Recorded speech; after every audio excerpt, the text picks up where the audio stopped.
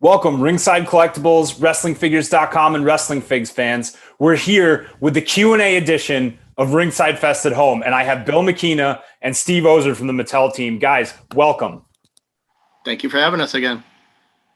Thanks. Happy to be here and happy to do this virtually, even though I'd rather see all you guys in person, but This is going to be cool. So sad. Too bad, so sad this year. Unfortunately, we can't be in person, but the good news is we are... If you haven't seen all the videos on Ringside Collectibles YouTube channel, Instagram, make sure you're checking everything out. There's tons of figure reveals on videos other than the Q&A. We had some surprise talent. I'm not going to name names in case you don't want any spoilers and you're watching the Q&A first. But we've had some great discussions so far, and looking forward to diving into some of the direct fan questions with y'all. Just as we always point out right at the beginning of this, these are questions taken directly from WrestingFigs and the expanded reach that we have for the wrestling action figure community. We take these questions direct from the fans to really let them know that you guys are listening and being heard as they have these questions and they want to find out more about what's coming. Even in some ways, make some suggestions with some of these questions. And get into the nitty gritty detail that wrestling figure fans like. So if you're ready for it, we're ready to dive right in. Let's do it. Awesome. Pumped. I'm going to go first thing with a heavy hitter and ask if there's any chance of a Thunderdome Arena playset. You know, this has been part of our lives in being distanced and virtual at this point, especially on WWE TV. It's now for better or worse an iconic look, and we've gotten used to seeing matches in this arena. Is it possible that we can see it as a playset? I mean, I can say that as soon as all of us saw it, we started having toy ideas and tried to think of possibilities. Will it happen? I can't say. You know, we need the right opportunity for this to come to fruition. But I mean, visually, it's so appealing looking, and I think it could potentially lend itself really well to a toy. Bill, do you have any thoughts on that? I think I'm thinking along the same lines as you. Is the minute, the first time I saw it, I'm like, oh, this is cool. Like, there's a lot of possibilities here. Where can we add play features to the structure? To do a little bit, to add a play element to it, as opposed to just being the structure itself. As a prop for photos, like where can we integrate, some action play into this as well? It's finding a slot for it in the line, really, because it is a big, it's a big structure. It would involve a heavy investment, but again, when something like that presents itself to you, you need to figure out is there a spot for this in the line? Yeah, especially as it's still kind of unclear. I don't think I'm speaking out of turn in saying this. How much longer will be in the Thunderdome? There's the WWE, I'm sure, has different considerations for what to do there. We don't know at this current date how much longer we'll be in the midst of the pandemic. So anything could happen and anything could change. So that totally makes sense. I will say, as I sit here, it does remind me of the classic game Guess Who. So maybe there's a way to take some inspiration from that. Who knows? I think we were sharing memes and images of Guess Who when we saw the Thunderdome as well, because obviously, being toy people, that comes to mind also. So I don't know, maybe there's a way to incorporate some of those elements into it. Would be cool. Would definitely be cool. Our next question is pretty technical, so I want to throw this one to you, Bill. What factors play into the decision-making process when you decide on ring gear and deco that a figure might end up with? We've spoken about this in the past in different ways, but just in a I would say kind of in a general sense, what are your first thoughts there? It depends on who the talent is. If it's a new talent, obviously TV time plays a role. If it's someone that's brand new on the roster that looks like they're going to be, in an area of significance, they would, obviously they would rise to the top of a potential talent, selection, and then picking out, the tooling involved. Like, would a character like this involve a lot of new tooling? That plays the decision. And then deco, if someone is very deco intensive, how how, you know, that's going to maybe determine the other figures in the line, because you have to sort of balance it out a bit. So, and you don't, at the same time, you don't want to shortchange. You don't want to, like, if 99% of the time someone wrestles in like an outfit with like 50 colors, and then one time they wrestle in, you know, an all black outfit or an all white outfit, you know, if you pick the all black or all white outfit, it's obviously you're doing it for the deco, and the consumer is going to realize that, you know, try not to do that. So you sort of figure out, you know, it's all about, it's all balancing. And you try to make a visually interesting line. Like when you see we have final deco submissions, when I submit those to the team and then we submit that to WWE, I always want to make sure that it's visually interesting. It's not just 6 people in black trunks with logos on the knee pads. Mm-hmm. So there's a lot of thought processes that goes into it.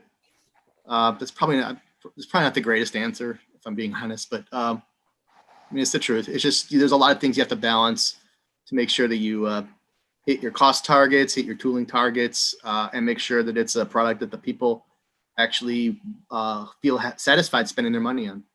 And there's some other elements too, like historically, what have we done? You know, have we done some of these talents before? Is it a new signing? Are there new opportunities? Is it a return? You know, how much have we done in the previous run? Is licensor nudging this person along to us and saying, giving us the Iggy that, you know, hey, big things are happening. You know, there's, you know, a lot of extra factors that come into play as well. So it's not an easy task, you know, like when you think of like fantasy booking a lineup, it can be easy, but there's so much extra to consider. How does this affect, if you're talking about Bill's lines with elites and ultimates, how does this affect basics? How does it affect 2-packs? It's a pretty complex and time-consuming process. Yeah, these are actually, to your point, Bill, I think these are actually really good answers. It gives a lot of insight into the type of balance that you guys need to maintain as you consider this to make multiple kind of stakeholders or folks happy as you decide on what's actually going to get into the hands of all the folks watching at home here. So totally makes sense to me, and we for sure appreciate the in-depth answer here. That was a better answer than I thought. Yeah, definitely. Take it. So it's been a while since we've had an elite scale ring. I think the only proper elite scale ring we've had is in the beginning of the line, and then the main event rings obviously were elite scale, but those were for sure, like I would say, an evolution of that. You know, correct me if I'm wrong there, but what are the chances that we could see another elite scale ring, whether it's like in the main event ring style or even kind of a throwback to that initial elite scale ring style that some folks maybe were too young or didn't have the opportunity to get at that time or just missed? I think items like this are evergreen with space in between, right? So it's something you can always easily revisit. And my educated guess on this particular item is that it's just a matter of time until we see something come along again. So, hang tight. Hopefully it's sooner rather than later. But it's a staple of WWE, and collector is so important. So I would just guess that it's just a matter of time before we have, an announcement of something like that. Cool. So stay tuned. Yep. So the NXT brand has done a few unique takes on Great American Bash, In Your House, and Halloween Havoc. They're kind of going to the well of the classic pay-per-views that we all kind of know and love from the past. And there's been some really unique superstar looks as those events have taken place. Will there be any Elite Edition figures based on superstars from those events? Well, this is being taped the night after Halloween Havoc, just FYI. And let me just say, I am aware. Ruin the magic, Bill. Yeah, I am aware of some of the. I am aware of some of the costumes or outfits that were on the show, and yes, there are some that I also would like to see as figures.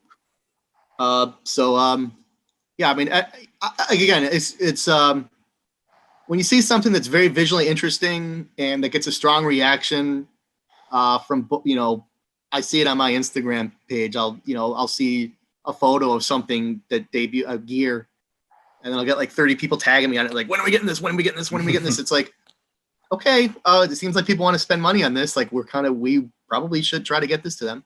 Yeah. Yeah, and honestly, I thought in terms of Halloween Havoc, there was a lot on the show yesterday that I really enjoyed from a visual perspective that I think would translate extremely well into action figures. And there's some stuff on there that I do want to make. So, I can't promise anything because it was just last night. And, we don't. It's a good tie-in to your question from a few questions ago, right? Like all those things have to be taken into account as well. Yeah, but when we see stuff that's like at a show like a Great American Bash or a Halloween Havoc, that's a little bit interesting from a visual perspective, that does sort of pique our interest, and we want to try to keep that in mind when we're thinking for talent and then also outfits for figures. Cool. So it's a definite possibility, we'll say. Yeah, there's stuff there I want to work on. It's just 100% confirmation of maybe. Yeah, totally fair. So we saw the NWO Ultimate Edition Hollywood Hogan earlier. We've seen some photos of it at this point, and now thanks to y'all, some close-up looks of how great that figure is and how great the detail is. That said, clearly this means that Hulk Hogan's back on the table to consider for future figures. And that also having been said, it can't just be the Ultimate Edition line. I would think that he would end up in. So can you give us a hint as to some of the other lines that we would see Hulk Hogan in, and possibly any of the looks that we weren't able to cover previously the last time Hogan was on the line that we could be looking forward to here? I mean, I think we're all on the same page as longtime fans of the looks that we want to see included. So it's really just, once again, going back to that initial question, I believe, making everything align at the right opportunity, the right slots for him. I know sometimes people don't like answers like this, but we know what you guys want. We want the same figures, and we're going to do our best to make it happen for you. Let me make this slightly more of a hardball question for you. So we saw Steve's wearing the hat, so you don't see him sweat. Absorbing. He's smarter than I am. We see now that this the Ultimate Edition version of Hogan is NWO style. So is it possible that in some of the other lines that aren't Ultimate Edition that we could get more NWO Hulk Hogan as opposed to kind of the red and yellow that we saw previously up and down the line? Oh yeah, I don't see why we would have to, keep NWO exclusive to this Ultimate Edition figure. There's so many looks within NWO alone that we can pull from. There's still red and yellow looks to explore. There's the Hulk Still Rules era, Mega Powers. The workout gear was a canceled figure from years ago that we could explore either as a basic or possibly an elite. I don't even think we've scratched the surface on Hulk Hogan figure possibilities yet. Very cool. So yeah, there's still a lot of meat left on the bone with Hogan. So it's not like this is we don't plan on this being a one and done. Yeah, we have great accessory ideas that have never been done before as well. So give us a little time and we'll see what we can do. We've got all the time in the world to work with here. So that's good news. So it's been, I think, since I'm going to try to use my collector brain here. I think it was Elite 34 that we saw Doink the Clown. And that it's been a while since we've seen Doink. So this is a little bit of a twofold question. Is it possible that we could see another Doink the Clown? Or maybe is there ever a consideration for kind of reissues of? Well, we did Doink 2 years ago in the Walmart Elite line. Oh, we did. Okay, so we've seen. So we've done it. We've done two versions of Doink. So that having been said, generally, I think for folks that are wondering about figures that have come out in the past, and whether or not they could come out again, it's normally it seems like the opportunity would be in a situation like that, like a Walmart line or a Target line, right? I mean, not necessarily. We can do reissues if we deem it necessary, if there's demand, and if the talent is under contract, obviously, if it's a legend or talent from the past, if they're still available to us. We just have to we have to make it work within the whole bigger structure and puzzle, you know. And does that replaces somebody, right? Does someone want to reissue, or do they want someone new? So there's a lot to consider there, but it's definitely not off the table. We're revisiting a lot of talent in the Legend series.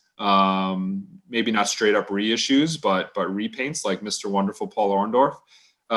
So we're going to keep our ears open and listen to what the collectors are requesting. And if there's a demand for someone, we're going to do our best to get them out again. Yeah, I think especially now with the advances with the DIJ face printing, the True FX, and also the interchangeable hands, like there, you do look at some of the older, you know, figures we've done and goes like, gosh, I really wish we could have done, you know, a version of that with the way we do it now, because it would be better. So we're always, you know, it's like the Paul Orndorff, like we did Paul Orndorff in the past, but like being able to do him with, you know, a more realistic look in the face and with interchangeable hands for different posing, it gave us a whole new reason to do another Paul Orndorff, who was not someone who did a lot of, you know, his gear aside from the robes was pretty much standard except for color changes. So it's a situation like that. It makes sense, you know. Then we'll run with it. Cool. The reason this question is twofold is while we have seen a Doink, you know, semi recently, and I appreciate you guys giving the explanation as to how some figures could be either reissued or not. Could we see a Dink the Clown? You know, it's been this long. Clearly there's a demand for it, I guess. What are the possibilities there? So it's probably not going to happen because of talent rights. So we do need the performer under a deal that allows for action figures. So without that, yeah, it's not going to happen. Do we want a Dink? I think I speak for both of us. It would be great to have a Dink figure. But at this moment in time, it just doesn't seem possible. Maybe that'll change one day. And if that does change, and if a Legend becomes available to us, we're going to do our damnedest to get a figure out. But as of right now, it's just simply not doable. Fair enough. Thanks for the honesty, of course. So it's good to know.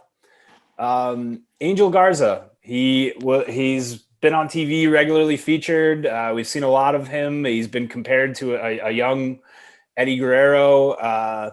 Any chance we could see him come with his tearaway pants and jacket? No. There's a pretty good chance. Pretty good chance. You heard it. You heard it straight from the horse's mouth here. Good answer. Okay. We'll keep it going. This question says, any hopes we can get a Ruthless Aggression era based elite line? And this person also states they know there are contract issues for most guys, but making guys under contract to their specific Ruthless Aggression looks. So I think maybe there's kind of 2 points to this question. One being, would something like we've seen Best of Attitude era, that line before. Could we have a Best of Ruthless Aggression era? But that having been said, I think at least in some of the Survivor Series sets, you've hit some of those Ruthless Aggression looks. I'm thinking of Kane and a couple other folks. I'm pretty sure it's happened. I don't think a separate line. I honestly don't see that happening. But it's a situation where, and again, also it does, you know, a lot of that talent just simply isn't available to us, you know, because they're not under WWE deals and they're not under WWE merchandise deals. So a lot of sort of the big, you know, some of the bigger gaps, we're just not contractually able to fill it. And, you know, who knows if that's going to change. Obviously we'd like it to, but you know, that's not 100% up to us. So, you know, we do try to figure out, you know, if there is a demand for for figures from Ruthless Aggression, you know, trying to figure out okay, who can we do from there and who makes sense, and you know, and if there's something, or if there's something we haven't done from that era that's visually interesting, what is there that we can still play with that we can get in the line? Yeah, I don't think an ongoing line would be sustainable for very long. Maybe like an in and out thing at most. maybe just to celebrate it. But I don't think it just wouldn't last. There's not enough talent depth. It would just be repeats of the same few characters in every wave. And, I think ruthless aggression talent are better suited to be inserted elsewhere. Like Decade of Domination was very heavy on ruthless aggression. It was perfect for it. So you're going to see them elsewhere. It is very much top of mind for us to offer figures from every era and for every type of fan and collector. But it just doesn't seem like it would be a wise decision, and it's a sustainable decision to go forward with a line dedicated to it. Great. Appreciate the answer. Next question. When will more NXT UK talent be inserted into the elite line, like Trent Seven, Jordan Devlin, so on? I think it's a harder one to answer, actually, because it's their penetration. A lot of it depends on like the penetration of the TV show into the US market, because that's, even though it's NXT UK, our largest market is still the US. And so it might come down to something like where there's a specific retailer has a specific request. Ringside specifically requested Walter, who's basically a NXT UK talent, because they saw that there would be a demand for their company there. There's talent there that I would love to get in the line myself. I mean, personally, I would love a Flash Morgan Webster figure, just my own personal. But it's there's difficulty in placing them, and also because for the TV show was on hiatus for a pretty extended period of time this year. It also sort of, that's a mitigating factor as well. It's difficult. We realize that there's a large, really talented pool of people to draw from there. That personally, I think we'd all love it. Is that the best place to spend our company's resources and tooling on? That's a harder call, to be honest with you. Sure. Yeah, as these talents gain more and more awareness, it just helps them possibly be included.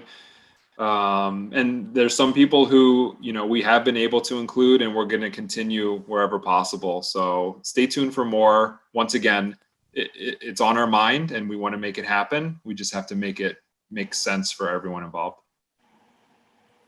Cool. This may be actually a little bit of a connected follow-up question. This person says, can we please have more 205 Live talents / cruiserweight superstars? And I feel like kind of similar to the answer that you just gave, right? Yeah, similar answer. And you've seen we have tried to focus on it before. We tried to crank out as many of the original 205 Live roster as possible. I think you had a whole year stretch in basics where one superstar was included in almost every mix. So, do you want to add anything to that, Bill? Yeah, it's the same difficulties, though the reach is smaller. If I'm being honest, of the programming, so it's a little bit more difficult to get them in the line. At least in the elite line, I think it's a little bit more difficult compared to other programs that have a wider reach.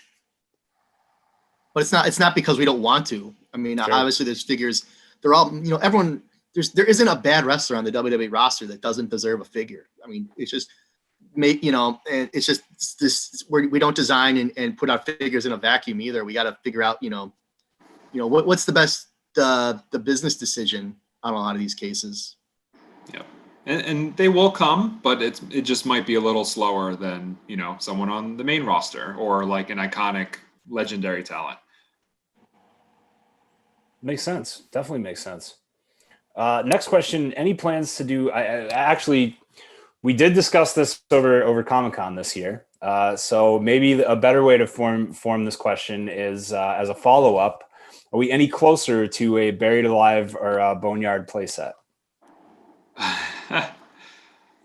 Yes, because there is an Undertaker Boneyard figure coming out. So. Clues. If you're at home, if you're putting them together, this is how you do it. So from a figure standpoint, at least, yes. Wink, That's wink. Another thing. Judge. Another thing, it just depends on the right opportunity. We know, Buried Alive match is memorable and iconic, and the Boneyard match was something else entirely and very memorable. So we just have to figure it out, and as soon as the right opportunity comes up, we can push that forward. So we're trying. Cool. Good to hear. Good to hear. Next question: will we ever see? My question is: do you want real dirt in the Buried Alive playset? 100% yes, but only if it's dirt directly from the actual shoot, the video shoot. So, can you make that happen? A deal breaker. Oh, that's a deal breaker, man. It's too much work. You gotta drive out to that plot where they shot it. You hear that? You hear that, collectors? Tom blew the deal here. I'm sorry. Not happening now. I was trying to make it happen for all of you. So close, and then Tom got greedy and no. In my head, I was like, this could come with a certificate of authenticity and everything, but this is why I'm not on the Mattel team. So, so we were talking a little bit earlier about Ultimate Edition figures in some of the other videos, excuse me, and you had referenced the types of folks the types of superstars, excuse me, that could be in this line, and what selection looks like for you there. So this person asks, will we ever see an Ultimate Edition Undertaker or Kane? I think it's a no-brainer. Yeah.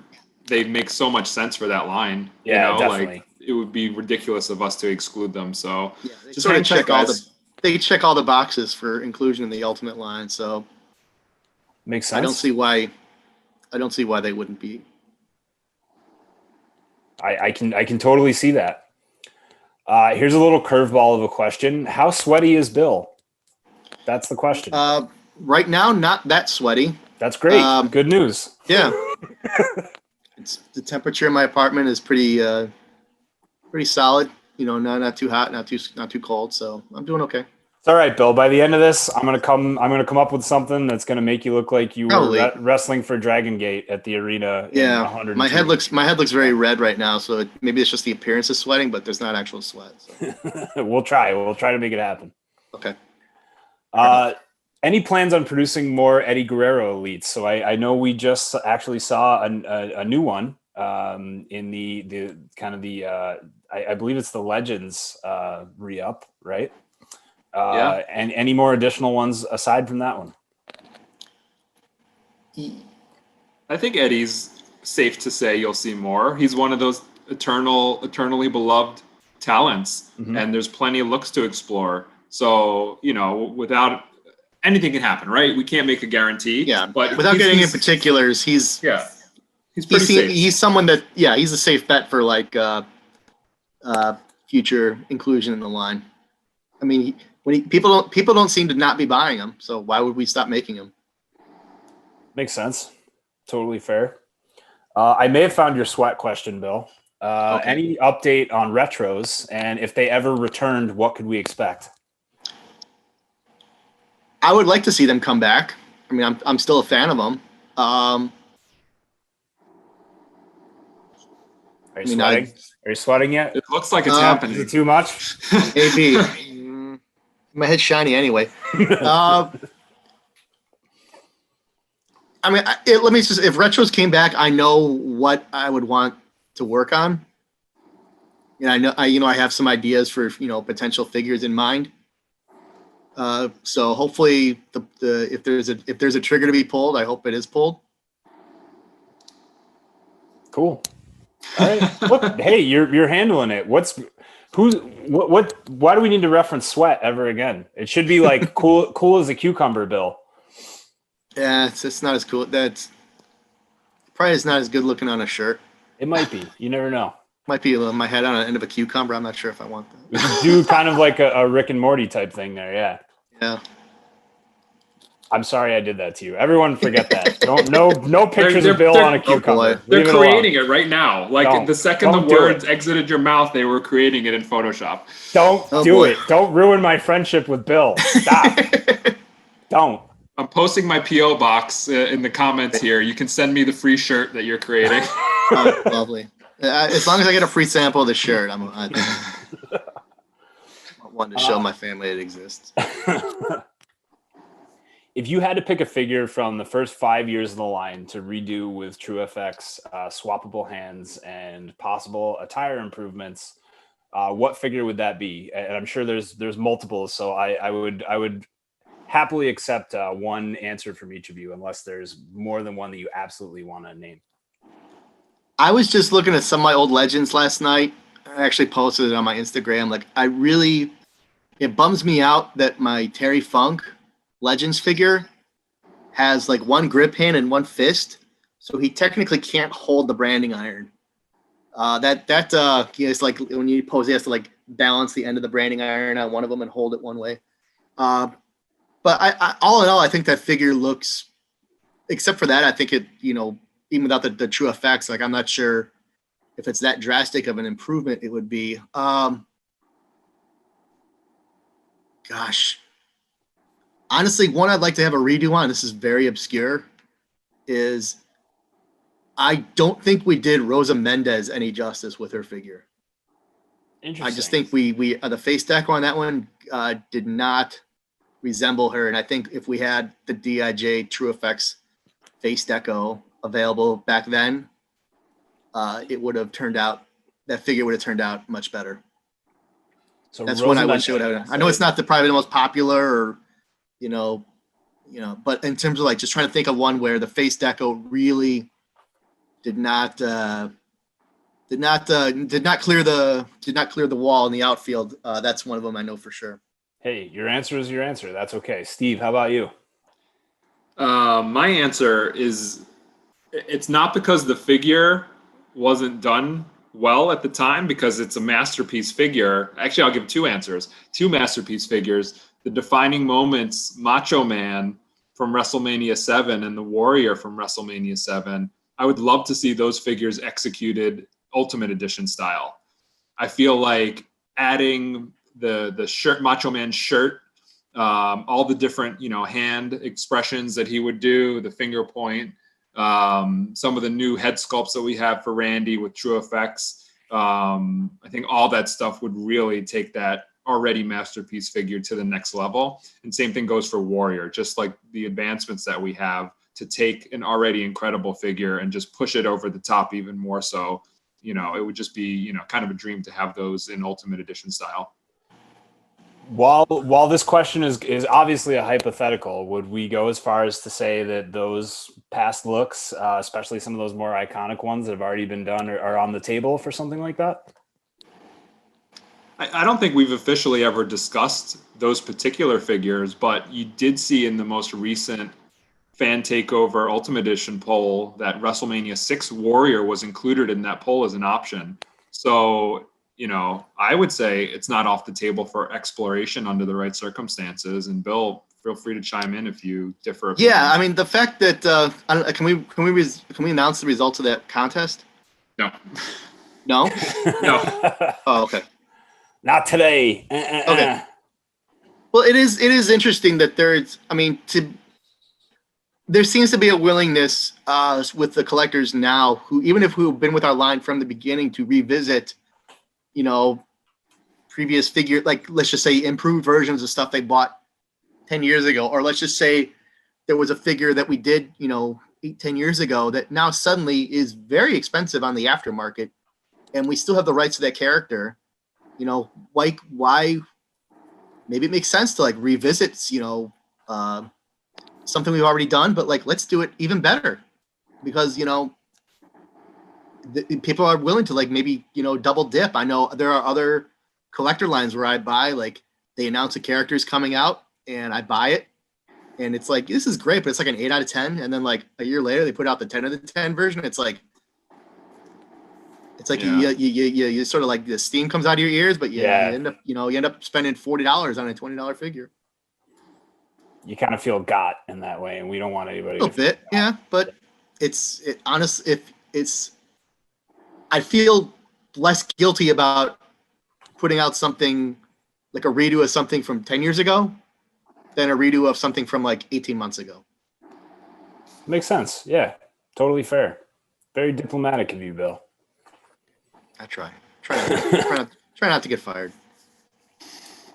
So from an individual figure standpoint, and this question might I think it go to both of you.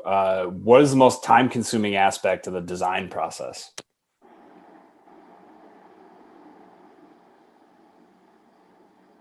It's a really good question. Kind of stumped. I mean, I'm sure there's a good answer. I mean, the whole process takes about a year, right? From the time we finalize a lineup to the time a figure comes out. Typically, sometimes we can squeeze that window down a bit.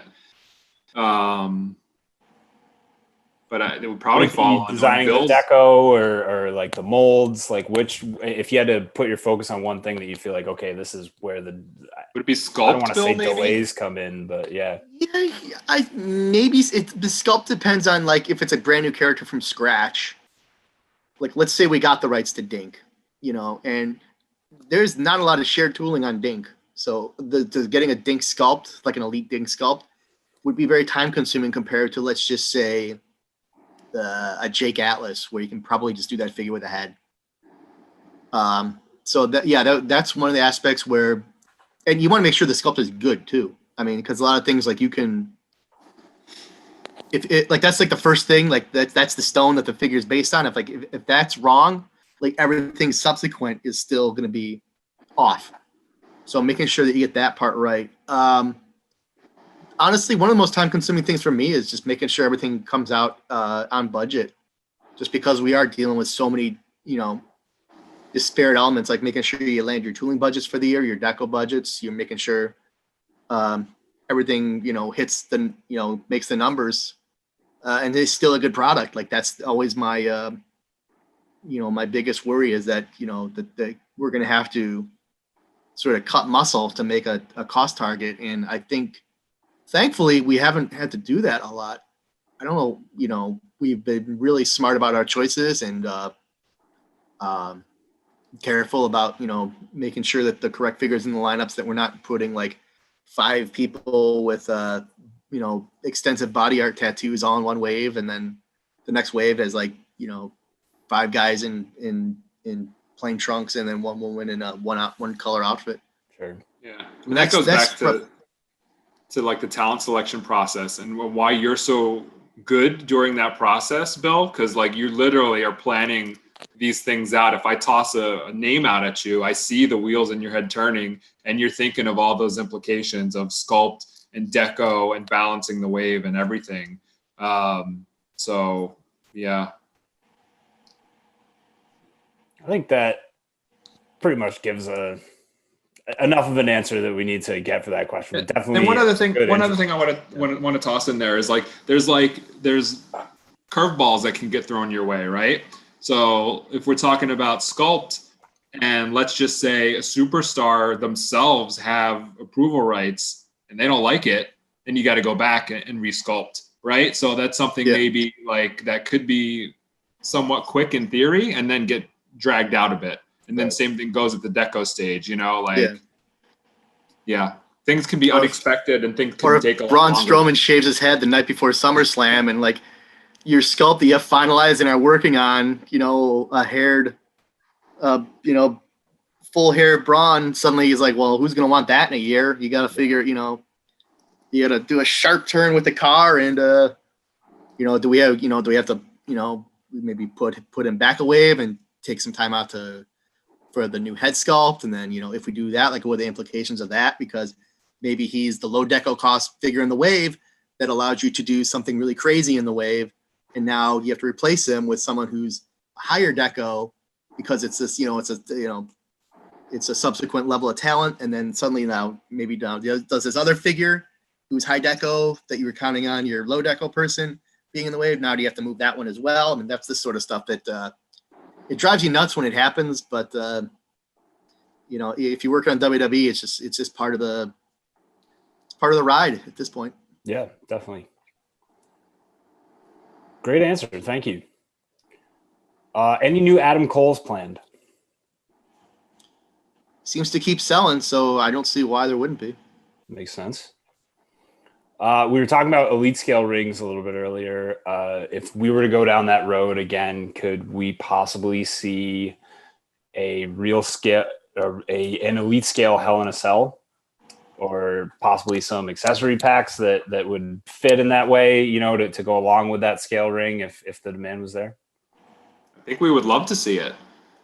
Bill and I have talked about this. Like I said, we're fans and collectors.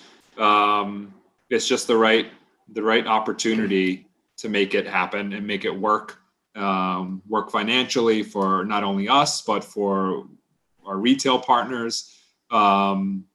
It's an item that makes sense, right? You just have to make it work. It's going to be expensive.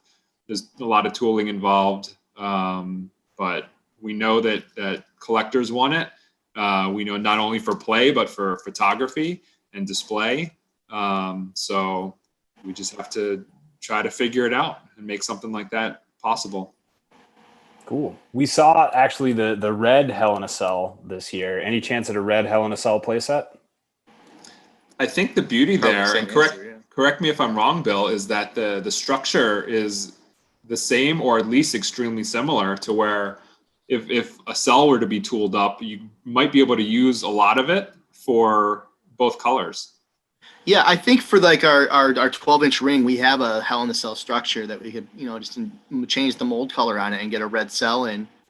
That'd be a lot. That one's probably, in terms of an immediate inclusion in line, that's probably a lot more likelier than, you know, a real scale Hell in a Cell. Like a real scale Hell in a Cell is a huge investment, just because those tools to make, you know, to make a something like double the size of even like a elite scale ring is huge. But again, it's something like when you think of like, what's your pie in the sky item? You know, I would love a elite scale Hell in a Cell, and I'm not the only one, but it's just, how do you sort of will that into reality and make it, you know, so it makes sense to the company. But it's something, so that one's got a lot more legwork that needs to be done as opposed to maybe just changing mold color on an existing Hell in a Cell tooling, which we have. So yeah, that one's a lot more, that's something that could be implemented a lot quicker. Now that the lawsuit with WWE is over, we won't go into details of what that entailed, but there was a lawsuit that involved some former WWE legends. Is over. Any chance we might start seeing some of those specific legends added to the line? It's tough. It's a tough question. I don't know that it's 100% over. There still might be a couple things going on here and there, but you know, we've seen talent come back into the fold over our lifetimes who maybe some of us thought would never be possible. So that's going to be ongoing. You know, you see new additions to the line all the time. Lawsuit aside, you saw Mr. T come into play. You saw China come into play. We have more first time in the line legends figures coming that you guys don't know about at all yet. And once we're ready and locked and loaded, we're going to announce them. But, you know, we'll see. Time heals wounds sometimes. And if there's good business to be had and all parties are aligned, fingers crossed, you know, we get these characters that we want in figure form. Never say never, brother. That's right. Next question. Can we get updated figures of Dana Brooke, Mickie James, Ember Moon, or Tamina Snuka? Maybe. Yeah, I mean, I don't see why not. If they're under contract, and you know, we have, you get that. So we build a wave. When you look at a wave, you've got your anchor type talent that we heavily weight. You have kind of your mid-tier talent. We want to try to include a female in most waves and some sort of legendary talent. So, you know, we're going to fill these slots with those types of characters, right? So we've got a bunch of waves of basics. I think 8 or 9 waves of elites most years. So there's a lot of slots to fill. So chances are you're going to see some of those talents that you just requested at some point in the future. Cool. Yeah, it is a lot of it is also dependent on TV exposure. You know, someone who hasn't been in the line, you know, suddenly is on TV every week in a pretty significant role. It does sort of like, you know, why, you know, Yep. Their stock is suddenly, you know, a lot higher than it was, you know, maybe even a month ago. Makes total sense. A few years ago at WrestleMania Access, there was an entrance stage revealed. This person would like to know if we'll ever see that. I think same answer as some of those previous questions about real scale play sets, Kickstarter, like all that stuff. We obviously showed it for a reason. We wanted to make it. We wanted to gauge consumer interest. And it's just a matter of things making sense from an all parties involved business standpoint. Yeah, that was interesting because it was, and I think that even that, like, we would show it and then you'd ask, we would sort of like ask, hey, would you buy this? Yeah, sure. How much would you pay for this? Oh, I'd easily pay $100 for it. And then, when you realize it's like, that's going to be significantly more than $100 if you want that. But it's like, when you get that as the answer, it's like, okay, our consumer right now is willing to pay $100 for this. That's, that was sort of like, well, there'd be some hesitation, if we put this out at what it would really cost us. But now I think, again, with like the way some other companies have been able to crowdfund, pretty expensive items very quickly, maybe even with 2 years, like maybe the answers would be different. Maybe when you'd ask, like, maybe I think people would realize, like, getting that sort of entrance stage is going to be, it's not going to be $100. It's going to be more. But, our customers are willing to pay for it if they want it. Maybe they, if 2 years ago they weren't, maybe now they are. So it's, again, when we get to a point where it makes business sense to do it, I'm pretty sure we can act on that. Cool. Sticking with entrance stages, could we see Raw and Smackdown stage play sets? Maybe, not necessarily in comparison to that one from Access a few years ago, but are Raw and Smackdown play sets on the docket, or possibly a new backstage play set? Raw and Smackdown stages probably not anytime soon, just because they haven't been on TV since March. Mm-hmm. So they sort of, again, TV exposure for an item like that, you need consistent TV exposure, because that's not, it's not a low tool item. Sure. So once those, once the public's allowed, into the buildings again, and those stages are on TV every week, and you see them every week, and they're top of mind every week, then it's a lot more likely that we can act on that. Right now, it's anything like that, like specific Raw and specific SmackDowns stage play sets are on pause. Cool. Good to know. In your discussions with WWE as Legends line and Legends deals are concerned, is there any way to ask them to consider re-signing some of the people that haven't been made since the original Legends line? Thinking of folks like Legion of Doom, Bundy, Rick Martel, Akeem / One Man Gang, Demolition, the Von Erichs, and so on. Could we see those folks kind of resurge as part of a future line? We communicate with WWE, all the time, right? Mm-hmm. They're our partners on a daily basis practically. And part of that are legend talent discussions and requests. And, that is how some of the names I mentioned earlier, like China and Mr. T, came into play from those requests. And some of the talent who we are going to reveal soon, first time in the line talent, were acquired. So once again, I think we're aligned, right? Like, I'm on the boards, I'm on social media. I talk to you guys at Ringside. I talk to fans in person when we're actually able to do that. And I think we're aligned on the talent that we want to see. We got to see what happens, how things pan out. They're aware of our requests. And sometimes it takes two to tango, right? Yeah. Like, maybe a talent doesn't want to be signed. Maybe they don't like the deal. Maybe, who knows? There's so many variables that come into play here. But we'll keep asking and we'll keep pushing, and we're going to get new signings, and we're going to get, previous talent re-sign. But it's a long game. Like, this is a long game thing. And when you look back at like the legends that we have released, it's pretty staggering when you group them all together.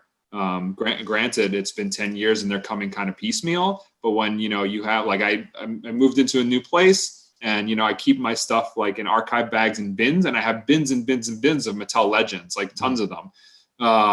So we've done a lot, and we're going to keep pushing to do as many new ones and revisit popular ones from the past as possible.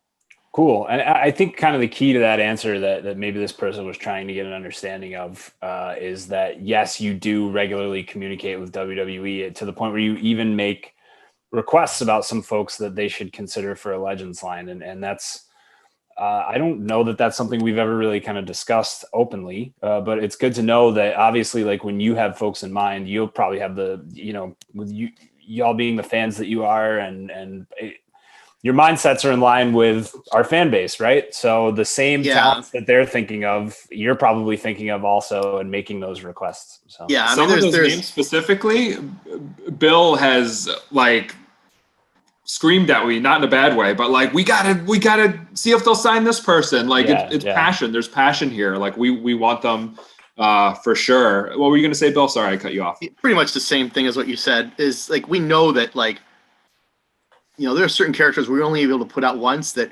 gosh, I would have loved to have been like 3-4 versions deep on them. But they're just not under WWE merchandise deals. And until they are, our options are kind of, not there yet. Makes sense. Good to know that you maintain the passion. So I think that's the important part here.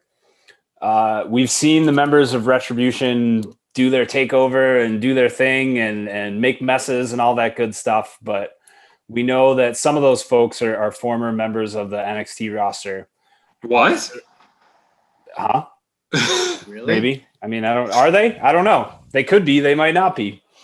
It's still a little bit of a mystery for some of us, clearly for Steve. That having been said, is it possible some of the folks that have magically disappeared off NXT that may or may not be Retribution members, could we possibly see their NXT looks in a future line? What do you think, Bill? I don't know. I'm a little thrown by the idea that Retribution is former NXT members. I thought they were outsiders trying to blow up WWE. Hey, you guys got to you got to look at the facts here. This isn't a conspiracy theory. We gotta get into, maybe it is a conspiracy theory though, and that's just, those run rampant these days. So who knows? It could, you and your conspiracy YouTube videos, Tom. Get out of here. I know. I get so involved, and you get wrapped up, and you just become a different person. Got to stay off the web, Tom. I gotta. I clearly. But I think so. Right? We do flashbacks.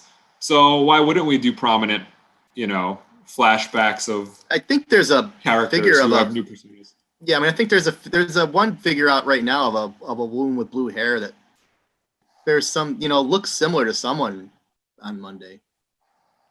We haven't seen their identities yet. We may never. That said, I don't want this discussion to get interrupted by Retribution. So yeah. It took a long time to set that stuff up. So just, don't break my house. I don't know where you live, so I'm not going to. No, I'm not expecting you. I'm expecting Retribution. They could break into all of our houses at this moment, for all we know. Yeah, don't break into my house. You'll be disgusted. Is it difficult to sign WWE producers for figures?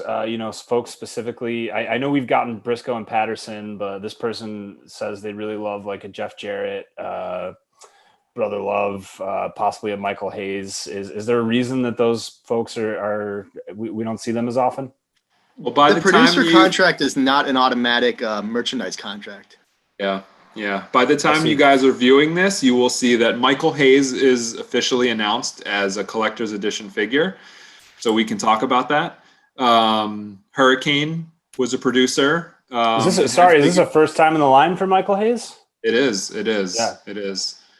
He's going to be a collector's edition figure exclusive to Walmart. Cool. So yeah, Michael Hayes is coming. It depends on the talent. It depends if they can put a business plan together that that makes sense for that. It's a business at the end of the day, right? Mm-hmm. So if you sign someone to a deal, you want a return on your investment.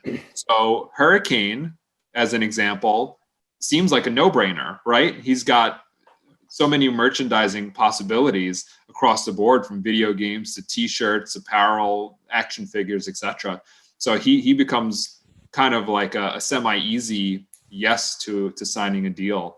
And some other producers are a little more difficult, and some don't want to be signed to a merch deal and be restricted to the terms of the deal. It just depends on the person. Obviously, these are all hypothetical examples, but it's complex. It's not as easy as just make a figure of who you want to make or sign this person to a deal. Like there's a lot at play. You're talking about human beings with their own interests in mind, and companies with their own, business needs in mind. Mm-hmm. But once again, like, I think all parties involved know who the fans want, and we're always together trying to make that happen for you guys. Cool. Good to hear. Could we be getting a Rhythm and Blues Elite 2-pack or a black-haired Greg Valentine R&B version with guitar to go with Honky Tonk? I want it. Make it happen, Bill. It's probably more likely that they would become as separate figures, if I'm being honest. I see. Okay. Better than nothing, certainly. Yeah, I think that 2-pack makes more sense as single releases. Here's a little bit of a tough-ish question. This is kind of, I would say, more like an Easter egg question, because we don't normally dive into these sorts of things. But this person asked, can you finally reveal who was in the defining moments slot that ended up being the Comic-Con Taker repaint? I don't personally know. I do know, and the answer is still no. Sorry, folks. Not today. Was it Brooklyn Brawler? Close. Well, there's your hint. It's close to Brooklyn Brawler, so do some research. That the performer performed within 30 years of Brooklyn Brawler. That's your hint.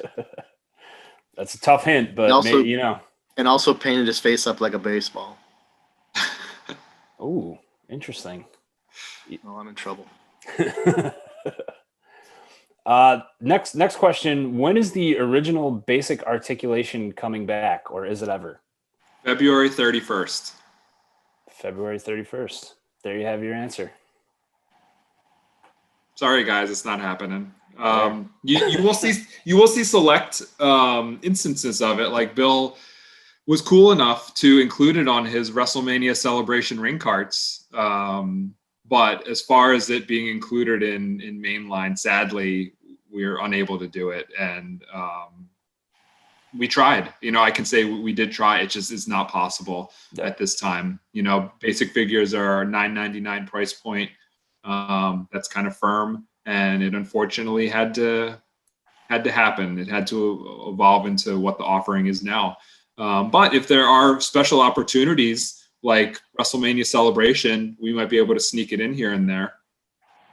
Cool. Yeah, and not to sound like a company apologist, because I'm usually not, but if you compare like a Mattel $10 WWE basic action figure to a $10 action figure from any other toy line, it's bigger, it's got more movement, and it's got more deco than any other offering. So even if it's not what it was 10 years ago, it's still, compare it to any other $10 figure on the market. It's still the best $10 figure on the market by far.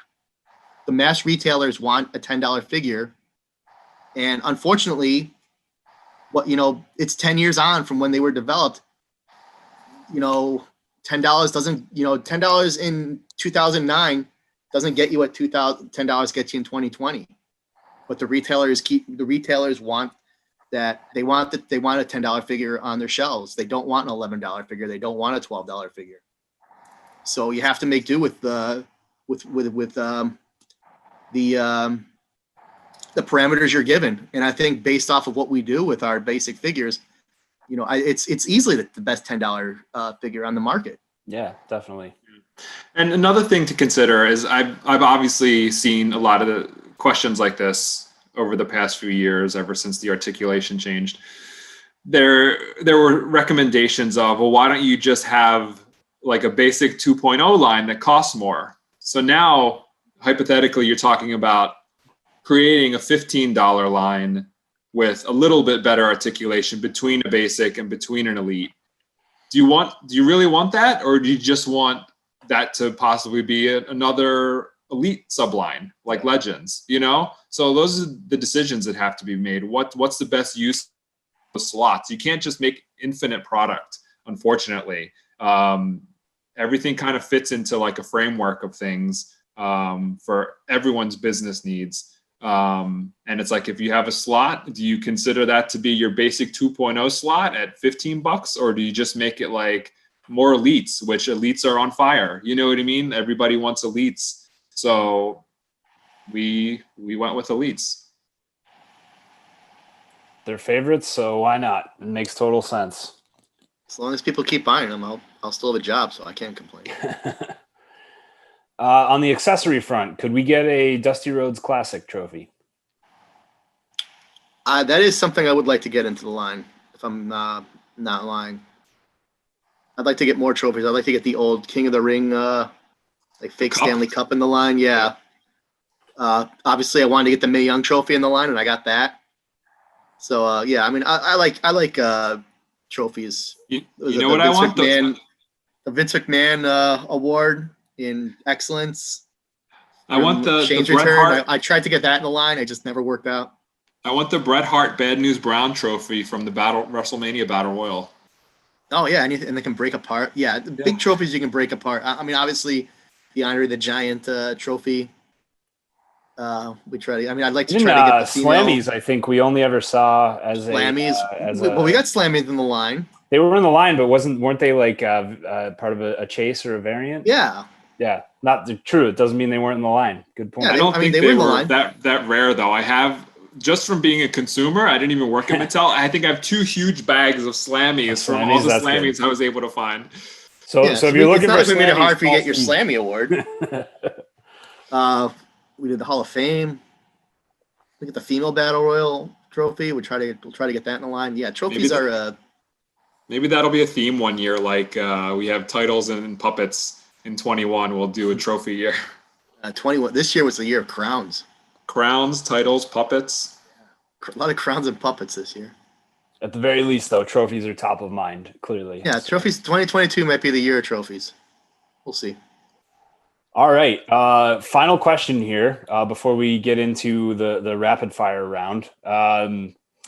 This person really didn't even ask a question. They said, we need Edge and Gangrel to go with Elite 76 Christian, ... So can you feed this person's demand? Or are you going to send them home unhappy? What's it going to be? 50% of it we can accommodate, most likely. Yeah, I mean, Edge is probably easier at this point just because he's under a WWE Performers deal. So those have like no roadblocks into making the figures. Gangrel is... obviously that's a challenge, right?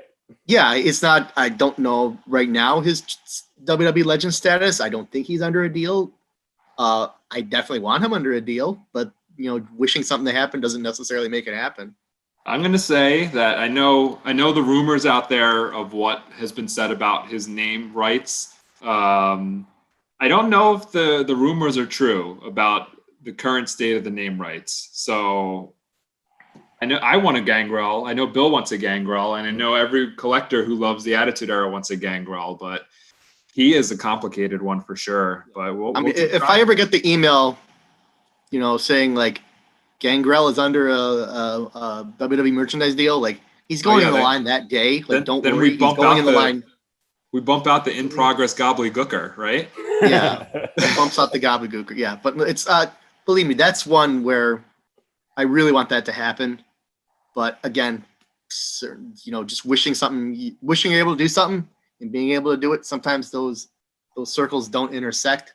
Sure. As much as we want them to. But I've been lucky. I mean, a lot of times there's stuff that like I wanted to work on and I never thought I'd work on it. And then I got to work on it. And it's like, wow, it's like I actually got to work on that. Yeah. Dreams do come true. I honestly never thought I'd work on Jeff Hardy after he left the company in 2009. I thought like, gosh, there was so much left on the table there that I'll never be able to work on and develop. And now it's like, you know, trying to find like, okay, what haven't I worked on with Jeff Hardy? Like what looks haven't we, you know, what nooks and crannies are still there? And obviously there's a lot there. There's no shortage of demand for that. You know, Kurt Angle, I was glad I got to work on Kurt Angle figures. I mean, that didn't seem like a possibility when I started. So yeah, I mean, who knows? You know, 5 years from now, it could be like, oh, we're sick of Gangrel. You know, you keep putting out too much Gangrel. 10 figures deep of Gangrel. We can only hope. Enough with the Gangrel. So that wraps kind of the question and answer portion. As you guys know, generally with Q&As, there's a big list of names that folks want to know whether they're coming or they're not coming. If it's okay, I'd love to run down the list and see if we can get either some hints, some definitive no's, or whatever type of answer you'd like to give. Are you ready? We'll do our best. All right. Elites for the Hurt Business. Oh, probably. Probably. Like that one. Good start. We're off to a good start. We got a probably already. They're on TV a lot. A throwback / flashback MVP. I want it. Steve wants it. Another good answer. Retribution. Oh, probably. Probably. Dominic Mysterio. We would like to see it happen. Cool. Lance Storm. That's tough. Not currently. Yeah, he's no longer under WWE. He doesn't work for WWE anymore, and even when he was, I'm not sure what his merchandise deal was. Personally, I'd love to work on it, but Shotzi Blackheart. She's someone that, from a visual standpoint, would make a great figure. She would be difficult to put in a line just because of the amount of body art and deco complexity. Mm-hmm. But from a figure standpoint, would look very good. So that's one where you got to figure out like where can we put her that makes sense, so that if there's someone else that needs to go in the line as a balancer, you're not shortchanging the balancer, so to speak. Fair enough. Zeus. Needed, but you know, not sure of his status. Maybe we'll make that dip a little more towards unlikely. Skinner. I want the Skinner figure, but you know,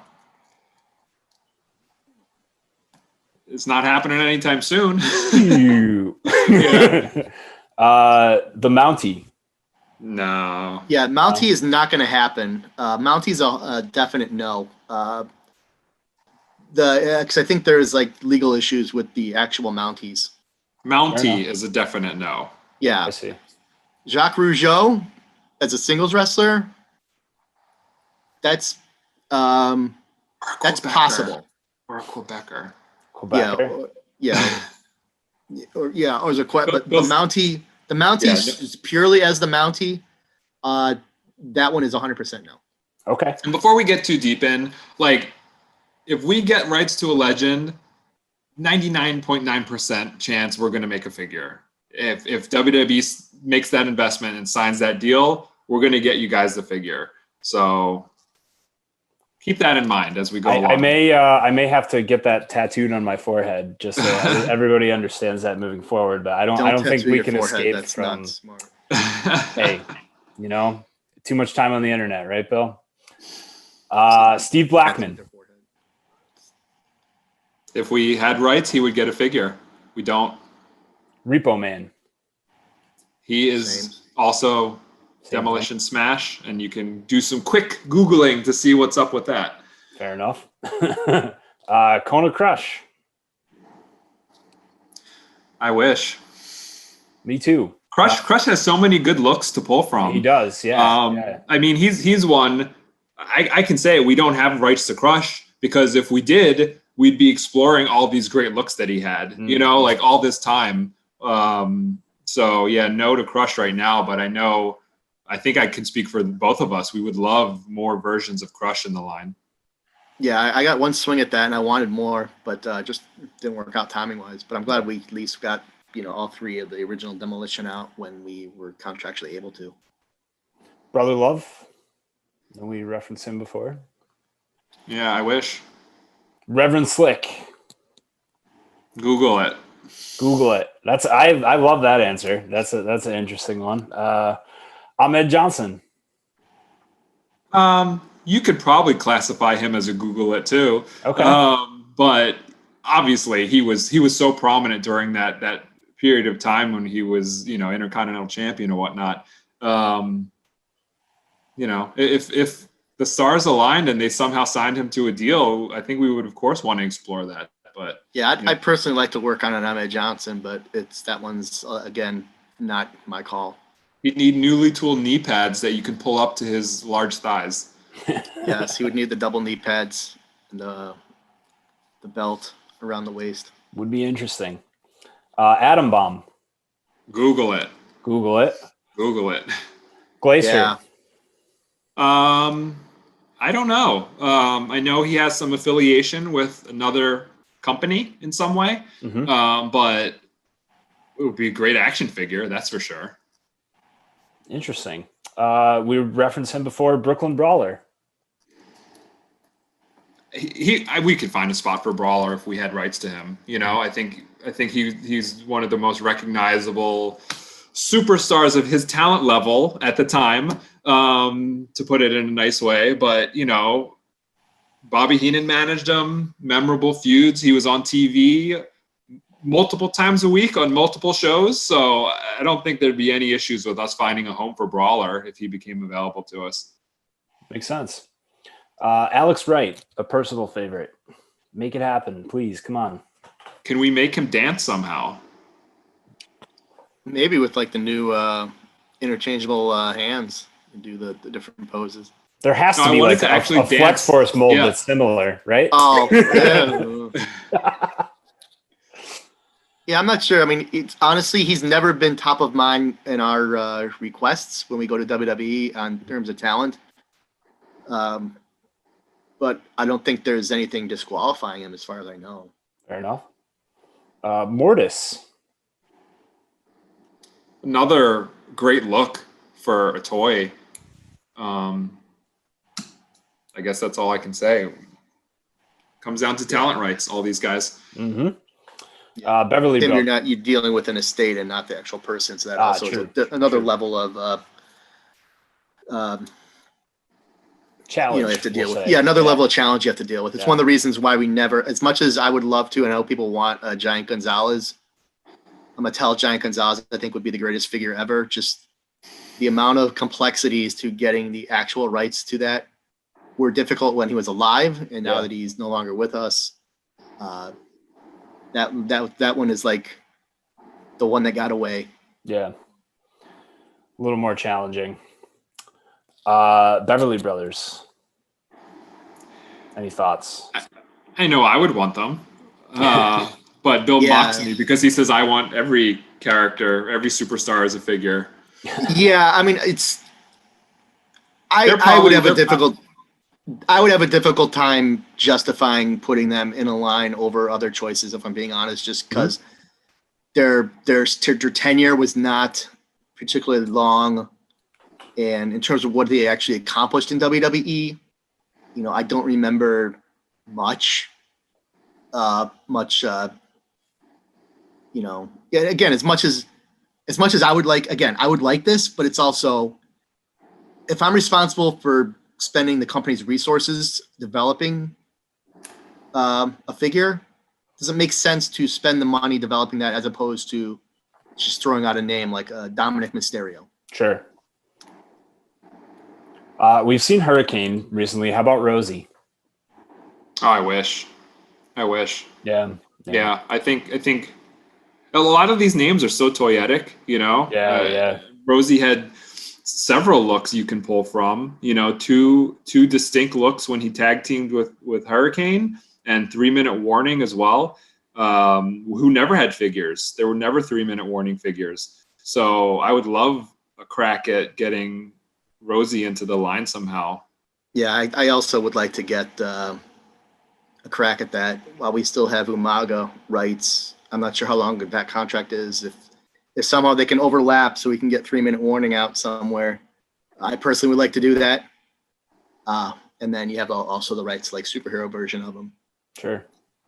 Would be interesting. We'll wrap it up with kind of a multifold name. I'm going to say Molly Holly is the main name, but any other members of the Holly family that could possibly go along with it, also knowing that they were major Attitude Era staples.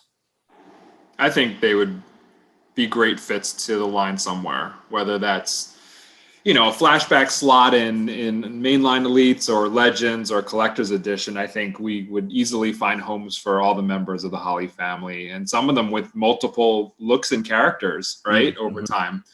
I think all three, if you had the toy rights to them, you could do at least, 2 versions each. Yep. Maybe Crash should be a little bit more. I think Crash should probably be, but being honest, I would probably just do a Crash Holly as opposed to like singles run Crash. Sure. But if you get Molly Holly, you get like the Molly Holly, then Mighty Molly version. Yeah.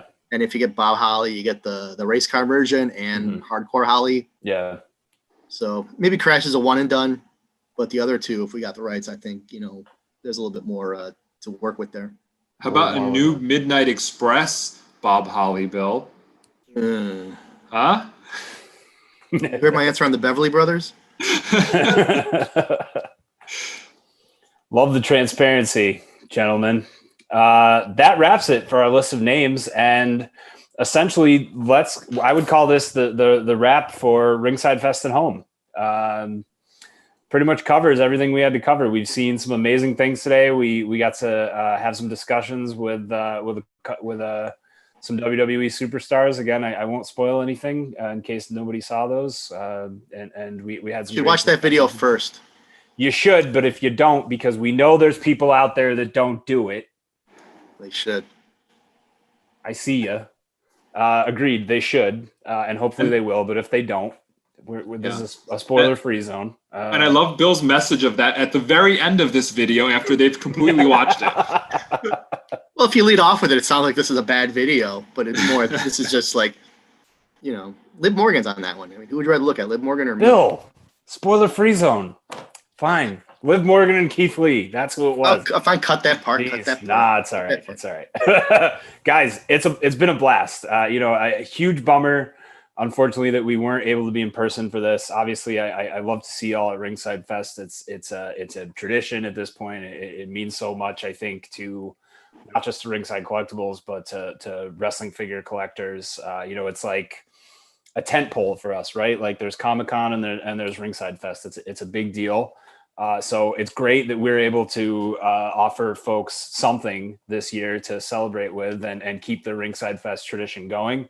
And I want to say thank you for being a huge part of doing that and taking so much time with us to really make this happen, to really show how much care, passion, and attention Mattel puts into the WWE line, and also how much care and passion we can put in bringing this to the fans together. So thank you so much, Steve Ozer, Bill Miekina. Guys, you're very much appreciated, and thanks for joining us. Thank you for having us again. I wish we could all be there in person. Hopefully this is just for 2020 and 2021. We can be back together, because honestly, I miss going to New York. Yeah. I miss going to Times Square and walking around and getting Junior's cheesecake and all that stuff I'm not able to do out here. Chicken Parmesan and, whatever. Yeah, chicken parm. Oh, my gosh. Enjoyed over the years. So you're killing me now. I'm feeling so bad. I'm sorry. Try it homemade. It won't be as good, but it'll be close. So. Yeah. The virtual chicken parm from here just ain't as good. Yeah. Thank you, Tom and John and Trevor and everybody at Ringside for putting this together. We very much miss interacting in person with the fans. This has been a tough year for everybody, and I hope that these videos we've done and the online interactions and everything kind of fills that gap a little bit that we would have been able to accomplish by seeing all you guys in person. So I hope we're able to entertain you and take your mind off of things and give you some excitement and things to look forward to. And please be safe, everybody. take care of yourselves and wear masks, and hopefully we'll get through this and see you guys at events in 2021. Couldn't have said it better, Steve. Thanks so much. Folks, thanks for joining us for Ringside Fest at Home. It's been awesome. I love what we were able to do this year, and we appreciate you tuning in. Stick with us on YouTube and wherever you prefer to follow Ringside Collectibles, be it Instagram, Facebook, or Twitter. Anytime there's new news, we'll have it. It's coming your way. So continue to follow, continue to check in with us, continue to connect with Steve and Bill and myself, and we're always happy to discuss these types of things with you as time is going on. But of course, we love to celebrate it here at what we're calling Ringside Fest this year. So we hope you enjoyed Ringside Fest at Home, and we'll see you next year. Bye.